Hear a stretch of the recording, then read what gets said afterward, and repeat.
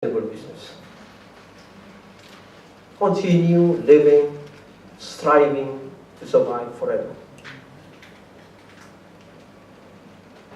How would business leaders know where they have acquired sustainable business?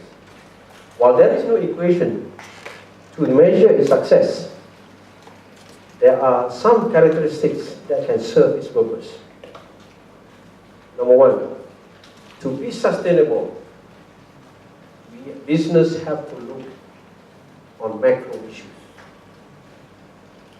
Micro issues, they are experts. They got everything. They got a good production engineer, they got good quality processing, they got good marketeers, they got run by good finance people, blah, blah. Micro, no problem. But to sustain long-term business survival, they have to have macro issues. So, a sustainable business is a business that is what operates in an environmentally responsible way.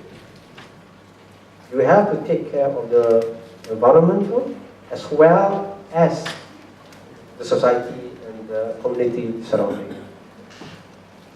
I remember when we developed the first 20 megawatt power plant in Kelantan. It's the first IPP in Malaysia, in hydro, and it is built in the rural areas, which is about 150 kilometers from Kota Baru. It's really rural, it's really deserted. From the day we went in, the place was only electrified half a day. Nighttime, no electricity. Now look at it. Every corner, almost every corner of our country is electrified.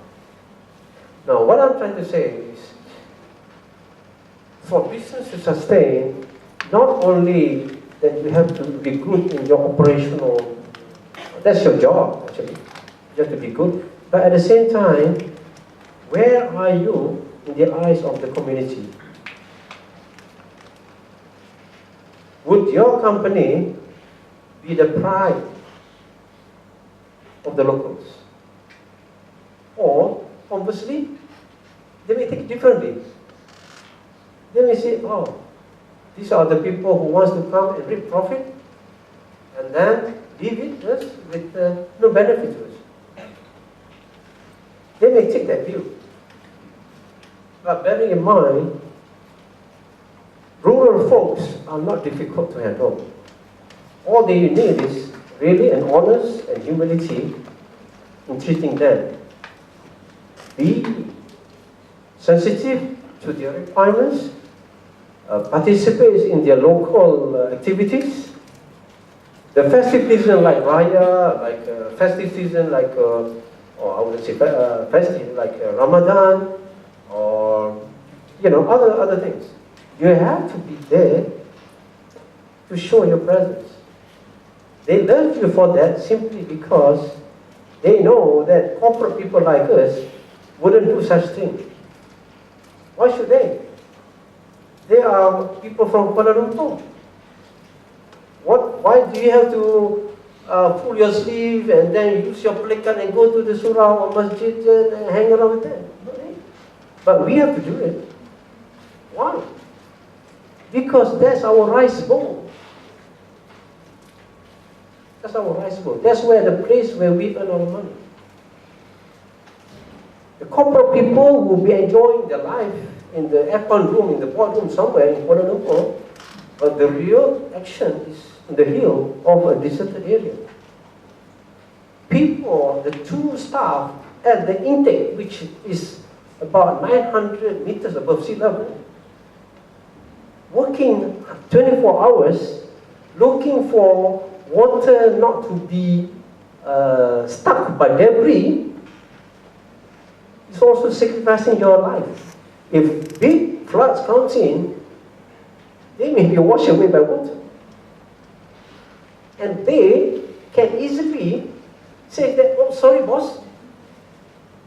It's heavily rain, or we cannot go into the river. It's dangerous. We have to shut down. What would you do?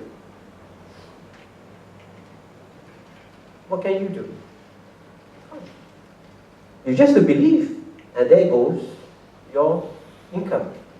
On daily basis, the bigger the megawatts, the more money you have. Free flow money goes down the drain if you do not manage these people properly. If you're talking about 200,000 a day of income, for simple reasons that the people, the intake area, who's earning only 1,000 a month, can disrupt your revenue, man, you better take care of them. My experience in this is that when I operate this type of situation, even though I was in Kuala Lumpur, but of course I'm from the state, so I can speak their lingo, I can gel with their practice very well. But the most important thing is also about money. I introduced a bonus scheme that pays every month. Nobody has done that before. See, in the hydro business, you cannot, you can only project the business based on climatic change. So during the month of December and January, you can project big business, big income, because it's a, what we call the rainy season. And during the dry months, lower income. But at the end of the day, the workers determines your fate. So what I did was, every month you have a generation target. And the tall order is that if you exceed the generation target, you will get small amount. It's 200 ringgit each person. And they got excited. 200 means about what? 20% of the salary. Now, first month, they got it right. Everybody got 200. And we pay the next week. Come closing day for the month billing, December, or sorry, every month, you know that you got so much gigawatt hour or so much revenue. By the 7th, 200 will be in their pocket. What happened to that particular month of production? They work like crazy. Everybody start chasing for everybody. Do not stop this operation. The next one, they got another 200. 200, 200, 200. To us, what is it? 200 times what? 10 people. 2,000? Your generation is 500,000. Sorry, 1.5 million a month. Sometimes this is something that we need to address, and a lot of business, what do you call, people, if you don't know the industry very well, they see it's a crazy scheme because nobody pays bonus on the monthly performance and pay out immediately. My way is you have to have that feel of money, you have that feel, that trust that we build, that we mean business. You perform, we pay. And village people are very simple people. You treat them well, they die for you. I tell you, they will stick. Okay, enough of that. The next factor that I would say want to be sustainable is management has to be serious about sustainability. Dedicated people, dedicated departments, not good enough. It has to be followed by commitment to spend money. You have to treat the expenses, the budget, as an investment. But if you are trained as an accountant, that's very tough. But if you're trained in marketing or business development, yes, it is easy. For every expenses well justified, there will be return somewhere, sometime return. So I would say having a command center in an organization where sustainability is the key responsibility, who can drive, who can influence the CEO, and who can get the CEO support. That is it. Because at the end of the day, whether the CEO and the top management are convicted enough or have the conviction to carry on policy. Lastly, the innovation and R&D. We all know from the product life cycle in our basic marketing, almost all products will experience the life cycle, except for those who are ahead in the R&D and innovation. Toyota, for example, will never be around here if they are lacking. They managed to become one of the largest manufacturers of cars in the world, competing with the likes of makes from Germany and European. The Japanese makes the American industry looks bad. Whereas they are, I visited Detroit City, man, it's so big that you can get lost in Detroit City. It's a motor city of the US. Now, it's like a haunted city. What happened? America, I graduated and we believe the American business, they are good in academic, they are good in a lot of things.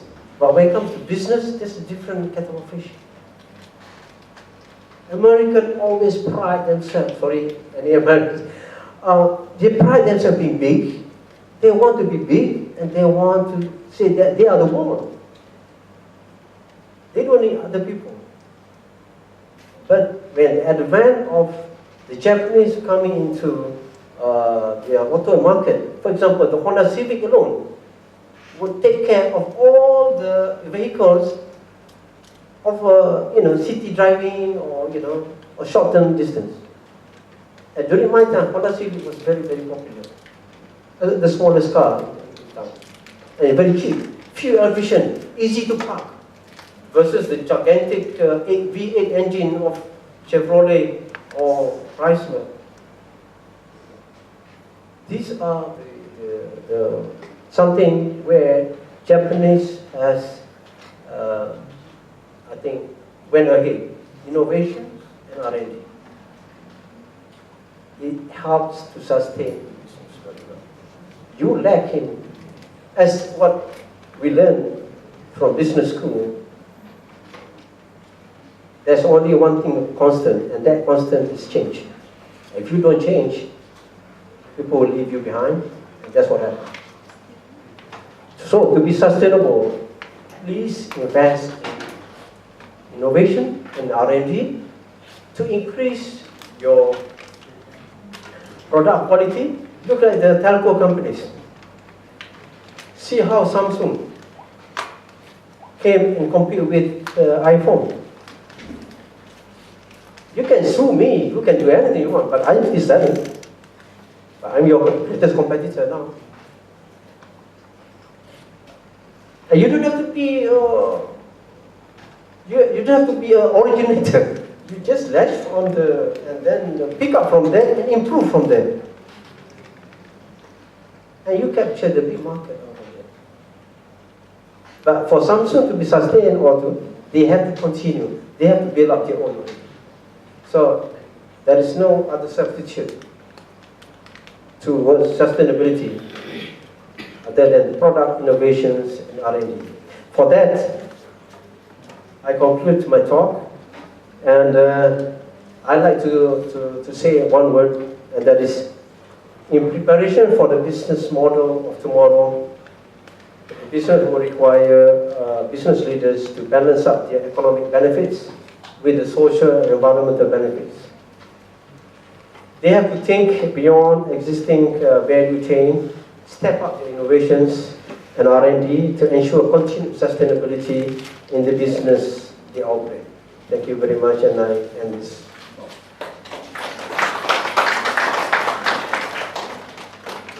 I think it's good to have some session, yeah?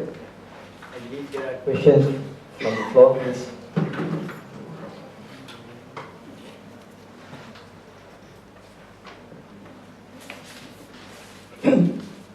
Thank you for your interesting talk.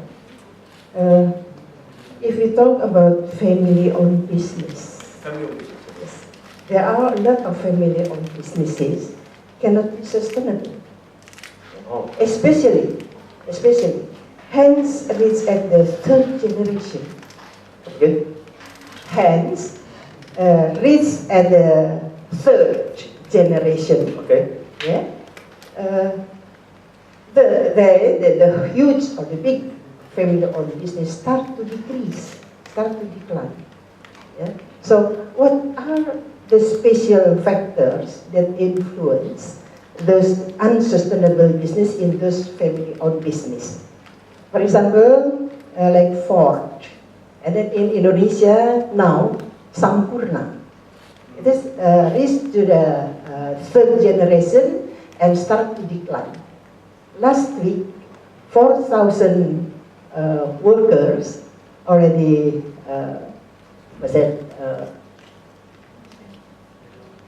out. Yeah. Okay. So what is there a special factor for the family-owned business, yeah, to be sustainable? Okay. I would like to thank you for the question. It's a very interesting. Family business should not be the hurdles, number one, because a lot of business worldwide starts from family. You talk about Ford Motor Company comes from Ford, about Mercedes comes from Daimler. Locally, Sampura is a family-owned business. What else? A few. But as you go along, family business can become corporate, can become conglomerate, can compete in the international arena. So it's not much of an issue of family business or not. Honda starts from family business too, but they're different from Ford, for example. But very important I would like to share here is small family business is maybe difficult to compete in the business of established products. If you compete with established products, then if you don't have a niche, that's tough. In marketing, we talk about market niche. And somehow or other, entrepreneurs or business leaders have to find a special niche so that they can carve out the market for themselves. Some product may be competing with the likes of other European brands, but if, for example, if you have to compete directly, that will be tough.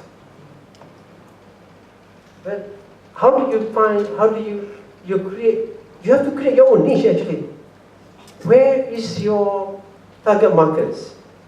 What economic status, social economic status of customers you want to attack? What educational level you want to address? You cannot have everybody, because everybody is meant for big boys. Big boys can throw everything, but find out something. Why Burger King can compete in the masses of McDonald's? I don't know why, but maybe the burgers are a little bit better off. I think better quality than, you have to find something.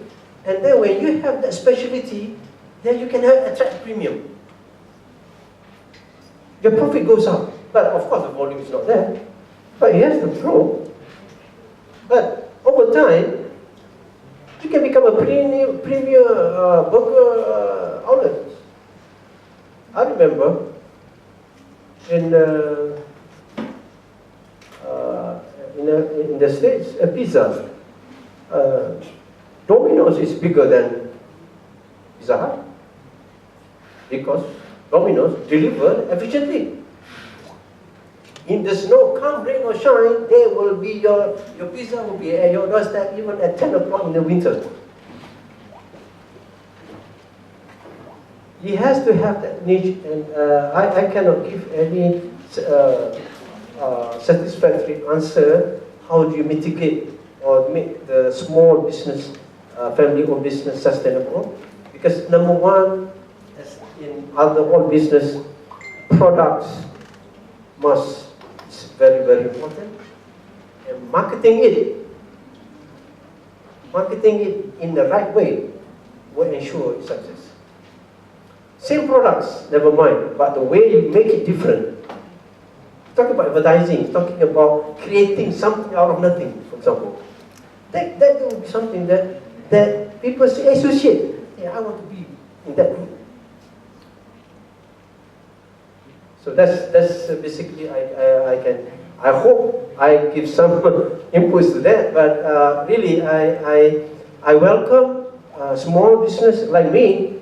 I'll give you an example. How can I survive in the big corporate players in power industry?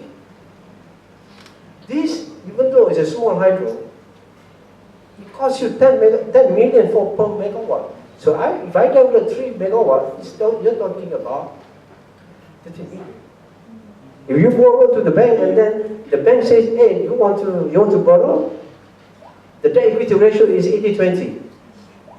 Give me your 6 million. I want to see your 6 million in your bank account for me to give you a loan of what, 80% of 20 million. Oh, 24 million. How can you do that? Can't. What do you do? I got the expertise. I got the knowledge. I can run the business. I don't have the capital. So you have to venture, finding some big players. Hey, come. I got these projects. I can manage for you. I pick up your minority interest, doesn't matter. But I said, as an entrepreneur, I just want to see it happen. I don't mind to be a minority interest. I don't care whether it will work for you, but I have that stake. 20 or 30%. You grow, I grow. It's because you bring capital to me. Without you, I can't survive. So you have to find something of your own capabilities, make use of your strength, and therefore to make sure that people relies on you, people see your contribution. And then from there you grow. Bit by bit, you gather momentum, and one day you'll be on job 100%. Okay. Can I ask a question? My name is Ajay Chauhan. I teach strategic management, and we also talk of sustainable business, survival. My question is on your cross priorities, which you have mentioned. Yeah. And you gave an example of Lahat Dhatu, TNB and Lahat Dhatu. I think that was a brilliant example, and that brings me the basic question. Is business, you talk of people, profit, planet, and people. Mm-hmm. Now, is it possible, I mean, it's a slightly long question, that the sustainability may not be the priority of the business? For example, the question that my colleague asked, in that, exactly. My colleague asked was how certain companies went down. So, and on the contrary, we have some example like IBM, many printing companies, publications who have survived 200, 300. There are some restaurants in Europe which are surviving 900 years. Is it because they were doing something sustainable for planet? Possibly no. So the answer may be for that, the sustainable competitive advantage ensures your long-term survival. My question on cross-priority is like this, that when the TNB, when the Lahat Dhatu NGOs were objecting to the plant, why did TNB not educate them? Why did TNB not educate the government? Because sustainable planet may not be the company's priority, it may be the priority of the nation. Let's say let's say somebody who is born in Malaysia, is a Malaysian citizen. But is he aware that what is his role as a citizen? I mean, has he been educated? Similarly, a corporate, let's say TNB is also a corporate, is not the responsibility of government or somebody, because the sustainability planet is the government responsibility. They will be more concerned. The business as such will not be interested in sustainability of environment. Somewhere outside it has to come. So either if the TNB is some organization which are very much pro-sustainability, they have to either educate the government, they have to educate the public. Because the TNB is not in that, I think TNB has some other attitude. Even the the floods. Now you see, the TNB just took the attitude that, okay, we announced on our notice board. My question is, should we not educate more rather than, this is basically my problem. Otherwise, it's not a priority of the business. It's not a priority of people. Somebody more than the people, citizens and the corporate citizens and the individual citizen has to think about the sustainable planet, which has to be either the world government or the national government. So I would like you to react to this concept. Okay, thank you. I like the question. It is close to me, and really is I have to be careful in answering because it's involved a national utility company, and but professionally, I would say that we have to say or give opinion that is what is truth and what is, even though it sometimes is not really pleasant. Now, Sabah, first of all, each country, each state has its own jurisdiction. They have their own powers, especially when you talk about certain strategic issues. Water, like in Malaysia, water and religion state matters. No matter what, without state approval, things can't go. So you have to be with them. Sabah is a very unique state, both geographically as well as politically. And the political profile in Sabah and the relationship between Sabah and the federal government, even though they are of the same, ruling party, but their way of doing things may be slightly different because they emphasize more on the local people, a lot of restrictions there, and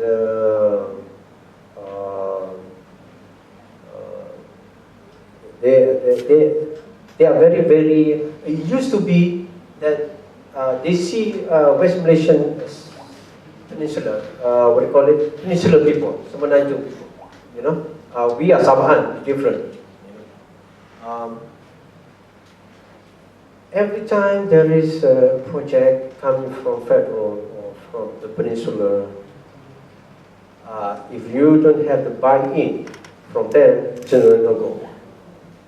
No matter how good the project is for them. They have to be convinced.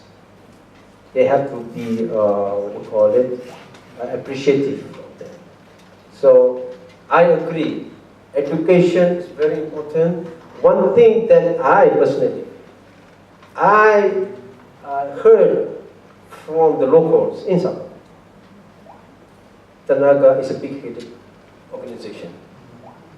They don't want to come down and come lower. They want to be high up there because they got the backup from the federal government. They are the utility company. Therefore, if I come in, you have to,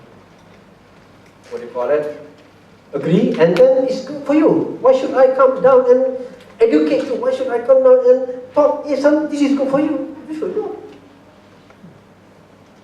Sabah is not having the electricity abundance as in West Malaysia. During my visit about a few years ago, you can see tripping almost every 3 hours. In Sandakan, in Tawau, especially the east coast of Sabah, because there is not enough electricity generation there. But these are the most difficult people to deal compared to the west side of Sabah. So, I don't know how to get, but I just give my opinion. Why it takes two to fail also.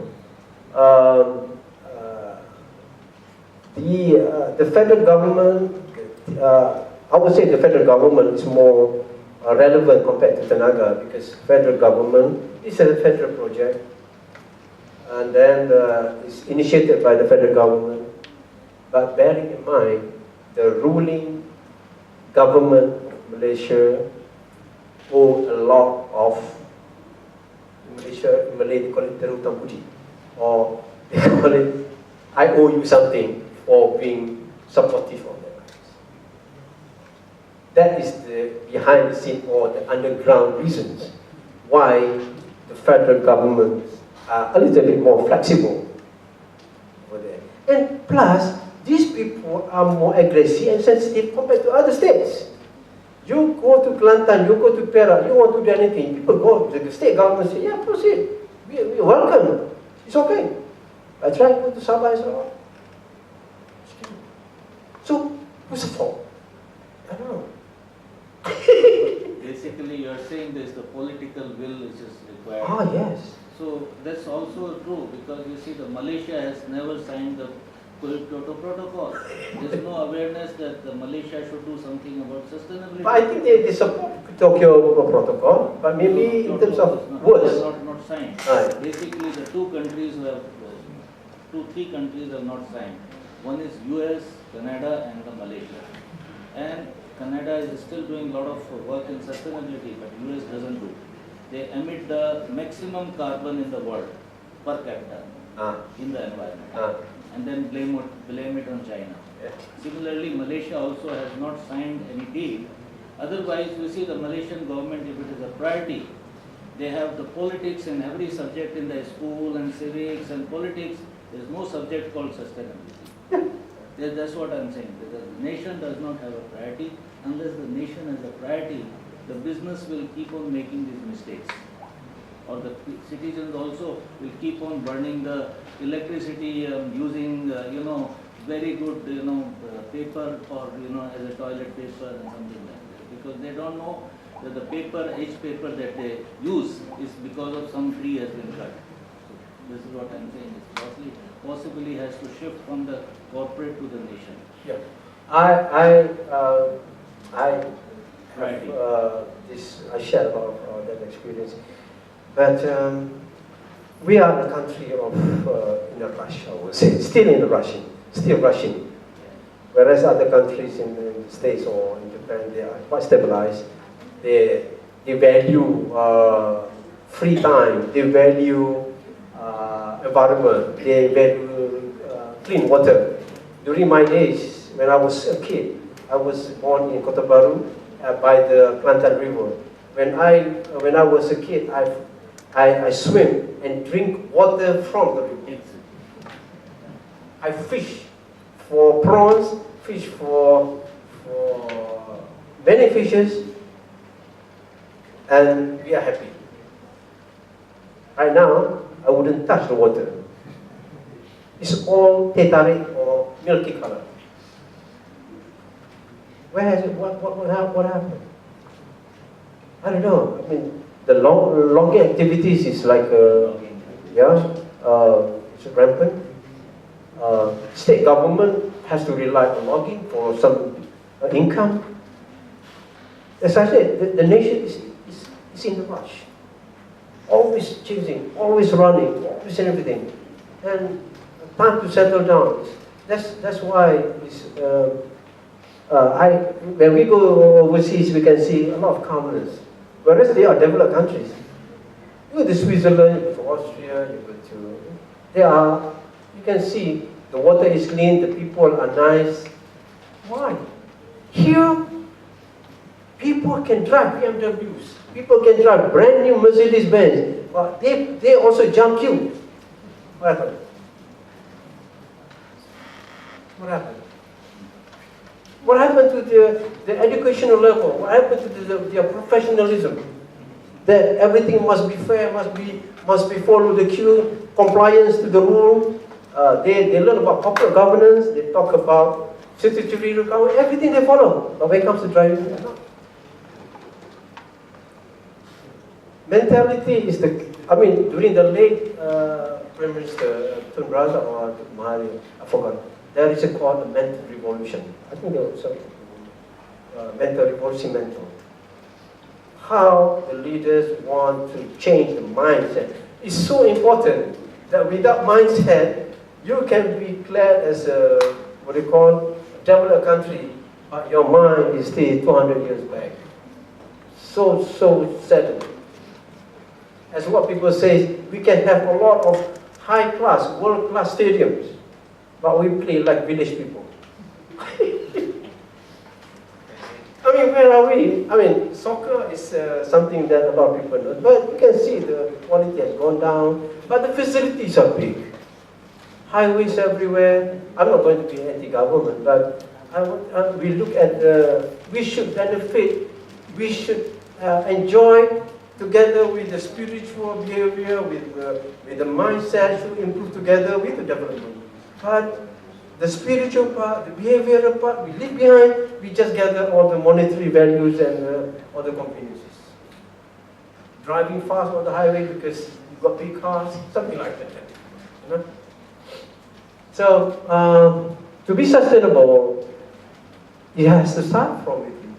Business people sometimes forgot that the inner part of a person is happy.